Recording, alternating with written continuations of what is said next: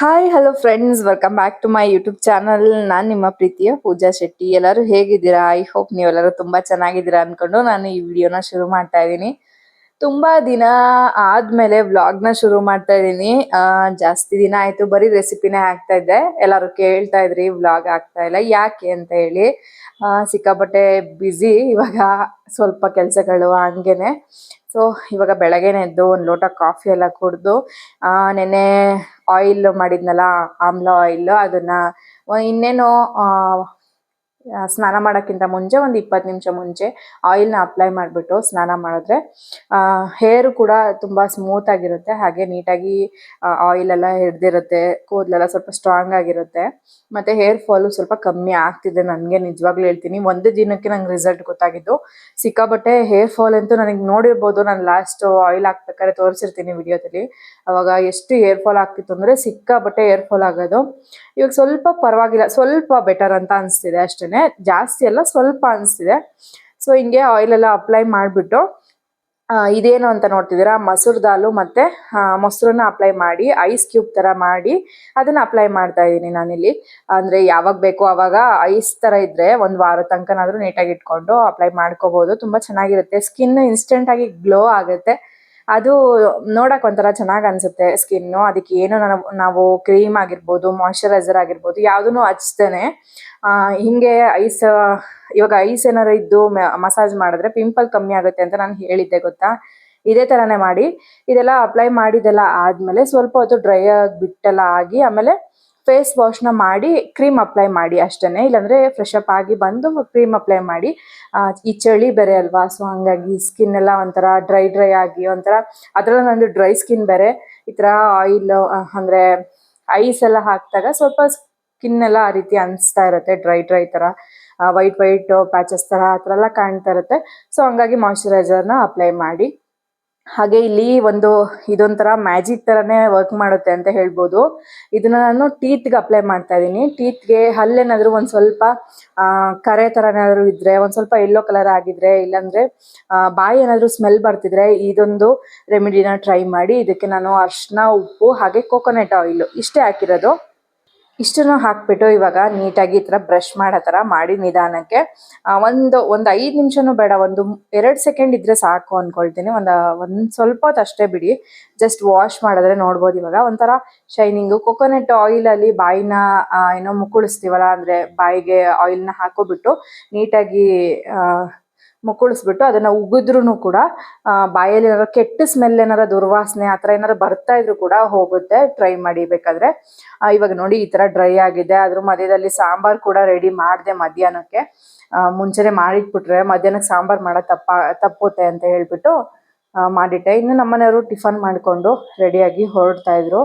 ನಾನು face wash ಮಾಡಾದ್ಮೇಲೆ ನೋಡ್ಬೋದು ಎಷ್ಟು ಇನ್ಸ್ಟೆಂಟಾಗಿ ಗ್ಲೋ ಅನಿಸುತ್ತೆ ಅಂದರೆ, ಮೊಸರೆಲ್ಲ ಹಾಕಿರೋದ್ರಿಂದ. ನಂದು ಡ್ರೈ ಸ್ಕಿನ್ ಆಗಿರೋದ್ರಿಂದ ಮೊಸರು ಹಾಕ್ತಾ ಇದ್ದೀನಿ. ನೀವು ಹಾಲು ಬೇಕಾದರೂ ಹಾಕ್ಬೋದು.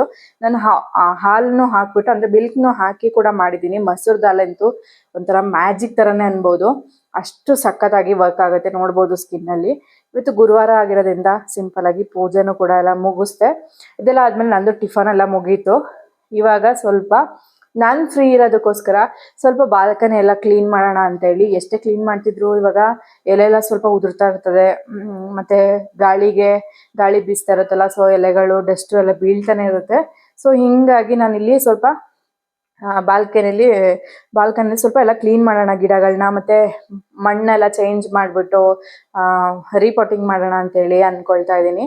ಸೊ ಹೀಗೆ ಫ್ರೆಶ್ ಅಪ್ ಆದಮೇಲೆ ಈ ಥರ ಕ್ಲೀನ್ ಮಾಡೋದು ಅಂದರೆ ಮತ್ತೆ ಡಸ್ಟ್ ಆಗೇ ಆಗುತ್ತೆ, ಪರವಾಗಿಲ್ಲ.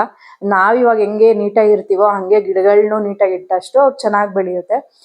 ಇಲ್ಲ ಅಂದರೆ ಪಾಪ ಸತ್ತೋಗ್ಬಿಡುತ್ತೆ, ಆ ಥರ ಎಲ್ಲ ಆಗ್ತಾ ಇರುತ್ತೆ. ಗಿಡ ಸತ್ತೋದ್ರೆ ಸಿಕ್ಕಾಪಟ್ಟೆ ನನಗೂ ನೋವಾಗುತ್ತೆ, ಒಂಥರ ಬೇಜಾರು. ಗಿಡಗೂ ನನಗೂ, ಪ್ಲ್ಯಾಂಟ್ಸ್ಗೂ ನನಗೂ ತುಂಬ ಅಟ್ಯಾಚ್ಮೆಂಟ್ ಇದೆ, ಅದೇನೋ ಗೊತ್ತಿಲ್ಲ ಸಿಕ್ಕಾಪಟ್ಟೆ.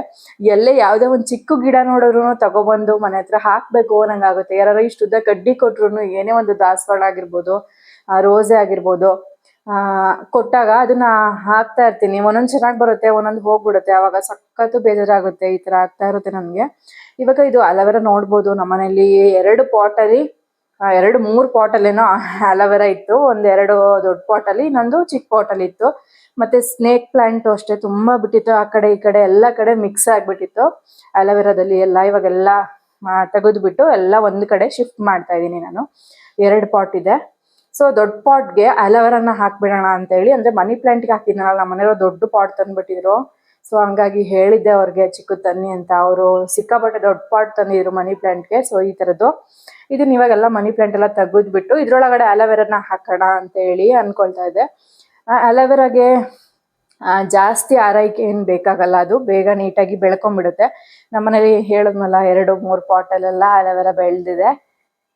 ಸೊ ಹೀಗಾಗಿ ನಾನು ಇಲ್ಲಿ ಇದ್ರದ್ದು ಮಣ್ಣೆಲ್ಲ ಸ್ವಲ್ಪ ತೆಗೆದ್ಬಿಟ್ಟು ಸ್ವಲ್ಪ ಮಣ್ಣನ್ನೆಲ್ಲ ಸ್ವಲ್ಪ ಲೂಸ್ ಮಾಡ್ತಾ ಇದ್ದೀನಿ.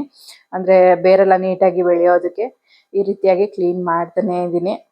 ಮತ್ತು ಆಮೇಲೆ ಕಸ ಗುಡಿಸ್ಬಿಟ್ಟು ನೀಟಾಗಿ ಅದಾದಮೇಲೆ ಚೆನ್ನಾಗಿ ನೀರು ಹಾಕಿ ವಾಶ್ ಮಾಡಿದ್ರೆ ಆಯಿತು ಅಂತ ಹೇಳಿ ಈ ರೀತಿಯಾಗಿ ಇಟ್ಟಿದ್ದೀನಿ. ನೋಡ್ಬೋದು ದೊಡ್ಡ ಪಾಟ್ಗೆ ಅಲೋವೆರಾನ ಹಾಕಿದ್ದೀನಿ. ಇನ್ನೊಂದು ಚಿಕ್ಕ ಪಾಟಲ್ಲಿ ಅಲೋವೆರಾ ಇದೆ ಅಷ್ಟೇ. ಇನ್ನೊಂದು ದೊಡ್ಡ ಪಾಟು ಒಂದು ಬ್ಲ್ಯಾಕ್ ಕಲರ್ ಲಾಸ್ಟ್ ಮೂಲೆಯಲ್ಲಿ ಇಟ್ಟಿದ್ದೀನಿ ನೋಡಿ, ಅದರಲ್ಲೂ ಅಲೋವೆರಾ. ಇದೆಲ್ಲ ಅಲೋವೆರಾನೇ ಜಾಸ್ತಿ ನಮ್ಮ ಮನೆಯಲ್ಲಿ, ತುಂಬ ಚೆನ್ನಾಗಾಗುತ್ತೆ. ಮತ್ತು ಸ್ನೇಕ್ ಪ್ಲಾಂಟು ಅಷ್ಟೇ, ಅಲೋವೆರಾ ಪಕ್ಕ ಇಟ್ಟಿದ್ದೀನಲ್ಲ ಅದು ಸ್ನೇಕ್ ಪ್ಲಾಂಟು ನೋಡ್ಬೋದು. ಮತ್ತು ಮನಿ ಪ್ಲಾಂಟ್ ಸ್ವಲ್ಪ ಬಿಟ್ಟರೆ ಅದನ್ನ ಕಟ್ ಮಾಡಿ ಇವಾಗ ಮತ್ತೆ ಇನ್ನೊಂದು ಪಾಟಿಗೆ ಹಾಕಿದೆ. ಇವಾಗ ಕೆಲಸ ಎಲ್ಲ ಮುಗ್ದಿದ್ದಾದ್ಮೇಲೆ ಮನೇಲಿ ದಾಳಿಂಬೆ ಸ್ವಲ್ಪ ಹಾಗೆ ಇತ್ತು, ಅದನ್ನೆಲ್ಲ ಬಿಡಿಸ್ಬಿಟ್ಟು ನೀಟಾಗಿ ಬಾಕ್ಸ್ಗೆ ಹಾಕಿ ಇಟ್ಟರೆ ಯಾವಾಗ ಫ್ರೀ ಇರುತ್ತೋ ಆವಾಗ ತಿಂತಾ ಇರ್ತಾನೆ. ಅಚ್ಚು ಆಗಿರ್ಬೋದು, ನಾವೇ ಆಗಿರ್ಬೋದು. ಇದು ತುಂಬ ಒಳ್ಳೇದಲ್ವಾ. ಸೊ ಬ್ಲಡ್ಗೆಲ್ಲ ಸಿಕ್ಕಾಬಟ್ಟೆ ಒಳ್ಳೇದು. ಅದಕ್ಕೆ ಈಗ ಅಲೋವೆರಾ ಎಲ್ಲ ಸ್ವಲ್ಪ ಕಟ್ ಮಾಡಿ ನಾನು ಇಲ್ಲಿ ನೀರೊಳಗಡೆ ನೆನೆ ಹಾಕಿದ್ದೆ. ಅಂದರೆ ನೀರೊಳಗಡೆ ಸ್ವಲ್ಪ ಹೊತ್ತು ಆ ಒಂದು ಯೆಲ್ಲೋ ಕಲರ್ದು ಏನಿದೆ ಆ ಅಂಶ ಎಲ್ಲ ಬಿಟ್ಕೋಬೇಕು. ಅದು ಇಲ್ಲ ಅಂದರೆ ಹಂಗೇನಾದರೂ ಅಪ್ಲೈ ಮಾಡಿದ್ರಿ ಅಂದರೆ ಸಿಕ್ಕಾಪಟ್ಟೆ ರ್ಯಾಷಸ್ಸು, ಇಚ್ಚಿಂಗು ಇದೆಲ್ಲ ಆಗಿಬಿಡುತ್ತೆ. ಸೊ ಈ ಥರ ಮಾಡಿ ಆಮೇಲೆ ಚೆನ್ನಾಗಿ ವಾಶ್ ಮಾಡಬೇಕು ಅಲೋವೆರಾನ.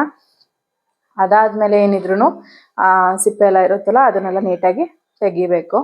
ಚೆನ್ನಾಗಿ ವಾಶ್ ಮಾಡ್ಕೋಬೇಕು. ಅದು ಯೆಲ್ಲೋ ಕಲರ್ದು ಏನಿದೆ ಎಡ್ಜಲ್ಲಿ ಬಂದೇ ಬರುತ್ತೆ. ಅದು ತೆಗೆದ್ಮೇಲೆ ಅದೊಂಥರ ಏನು ಹೇಳ್ತಾರೆ, ಒಂಥರ ಅದು ಇಚ್ಚಿಂಗು ಇದೆಲ್ಲ ಸ್ಟಾರ್ಟ್ ಆಗಿಬಿಡುತ್ತೆ ಫೇಸ್ಗೆಲ್ಲ ಅಪ್ಲೈ ಮಾಡಿದ್ರೆ.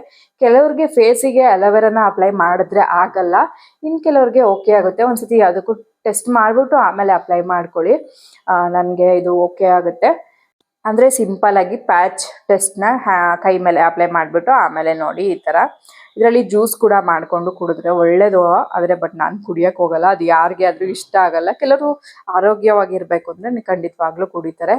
ಈಗ ನಾನು ಇದಕ್ಕೆ ಬಾಯ್ಲ್ ಮಾಡೋಕ್ಕೆ ಏನೇನು ಹಾಕಿದ್ದೀನಿ ಅಂದರೆ ಆಯಿಲ್, ಅಂದರೆ ಅಲೋವೆರಾ ಜೆಲ್ಲು ಮತ್ತು ಕೊಕೊನೆಟ್ ಆಯಿಲು, ಹಾಗೆಯೇ ಕಾರ್ನ್ಫ್ಲೋರ್ನ ಹಾಕಿ ಚೆನ್ನಾಗಿ ಈ ಥರ ಕ್ರೀಮ್ ರೀತಿಯಾಗಿ ಮಾಡ್ಕೊಂಡಿದ್ದೀನಿ. ನೋಡ್ಬೋದು ಇದು ಇನ್ಸ್ಟೆಂಟಾಗಿ ಗ್ಲೋ ಬರುತ್ತೆ. ಅಲೋವೆರಾ ಹಾಕಿರೋದ್ರಿಂದ ಫೇಸಲ್ಲಿ ಸಿಕ್ಕಾಬಟ್ಟೆ ಗ್ಲೋ ಇರುತ್ತೆ, ತುಂಬ ಚೆನ್ನಾಗಿರುತ್ತೆ. ಮತ್ತು ಅಲೋವೆರಾ ಹೇರ್ಗೂ ಒಳ್ಳೆಯದು, ಬಾಡಿಗೆಲ್ಲ ಫುಲ್ಲು ಒಳ್ಳೆಯದು. ನೋಡಿ ಈ ಥರ ಕ್ರೀಮು ನೈಟ್ ಟೈಮಲ್ಲಿ ಅಪ್ಲೈ ಮಾಡ್ಕೋಬೋದು, ಡೇಯಲ್ಲೂ ಕೂಡ ಅಪ್ಲೈ ಮಾಡಿ ವಾಶ್ ಮಾಡ್ಕೊಳ್ಬೋದು ಸ್ವಲ್ಪ ಬಿಟ್ಟು.